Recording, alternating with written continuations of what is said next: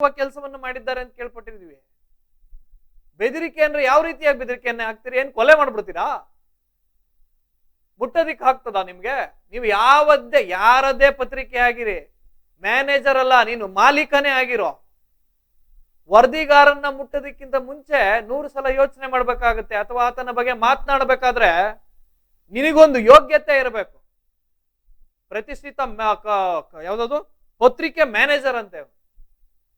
Bullshit. ನೀನು ಪ್ರತಿಷ್ಠಿತ ಪತ್ರಿಕೆ ಮ್ಯಾನೇಜರ್ ಆದ್ರೆ ಅದು ನಿನಗೆ, ಈಡೆನ್ಸ್ ನ್ಯೂಸ್ ಕಲ್ಲ. ಈತ ಮಾಲೀಕನ ಇನ್ನೇನು ಅವನ್ನ ಆರ್ತಿಗೀರ್ತಿ ಎತ್ಬಿಟ್ಟು ಸನ್ಮಾನ ಮಾಡ್ಬೇಕಾಗಿತ್ತ? ಮಾಡಿರದೆ ಕಚಡ ಕೆಲಸ, ಮಾಡಿರದೆ ದೊಡ್ಡ ಕಚಡ ಕೆಲಸ. ಅವನು 21 ಕೆಜಿ ಅಕ್ಕಿ ಕೊಡೋ ಬದಲು 17 ಕೆಜಿ ಕೊಟ್ಟು 4 ಕೆಜಿ ನುಂಗ್ತಾ ಇದ್ದಾನ. ಅವನು ಇನ್ನೇನ್ ಮಾಡ್ಬೇಕು? ಅವನಿಗೆ ಆರ್ತಿ ಇದ್ರೆ ಎತ್ಕೊಂಡ್ ಬಂದ್ ಕೊಡ್ಬೇಕು. ನಮ್ಮ ವರದಿಗಾರನ್ ಹೇಳ್ತೀನಿ, ಆರ್ತಿ ಗೀರ್ತಿ ಇದ್ರೆ ತಗೊಂಡೋಗಿ ಕೊಡಿ ಅಂತ. ಪ್ರತಿಷ್ಠಿತ ಪತ್ರಿಕೆ ಮ್ಯಾನೇಜರ್ ಅಂತೆ.